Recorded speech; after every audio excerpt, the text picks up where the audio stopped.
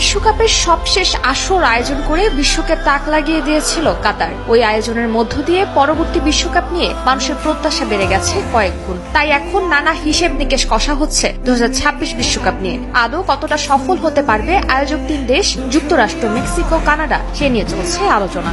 ঠিক 2 বছর পর বিশ্ব আসরের উদ্বোধনী ম্যাচ হবে মেক্সিকো সিটিতে, আর আসরের পর্দা নামবে 19 জুলাই নিউ ইয়র্কের ফাইনাল দিয়ে। 2026 বিশ্বকাপে মোট 48টি দেশ অংশগ্রহণ করবে, যাদের 104টি ম্যাচ যুক্তরাষ্ট্র, মেক্সিকো ও কানাডার মোট 16টি স্টেডিয়ামে অনুষ্ঠিত হবে। এরই মধ্যে ট্রফি নেওয়া হয়েছে মেক্সিকোতে। বিষয়টি নিশ্চিত করেছেন ফিফা সভাপতি। আয়োজক দেশগুলো বিশ্বকাপের সব প্রস্তুতি নিচ্ছে বলেও জানান তিনি।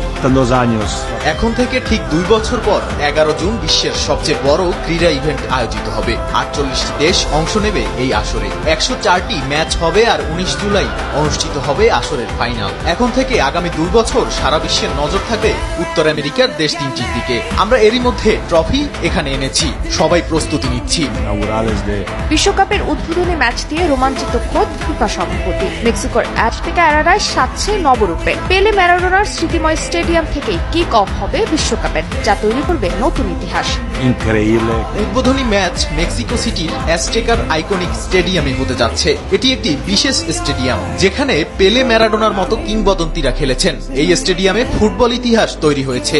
আশা করছি 60 লক্ষেরও বেশি মানুষ স্টেডিয়ামে বসে এবং ঘরে টেলিভিশন ও অন্যান্য মিডিয়ায় 600 কোটি মানুষ এই আসর দেখবে। এবারই প্রথম 32 দলের নকআউট পর্ব দেখা যাবে। 2025 সালে অনুষ্ঠিত হবে বিশ্বকাপের আনুষ্ঠানিক ড্র।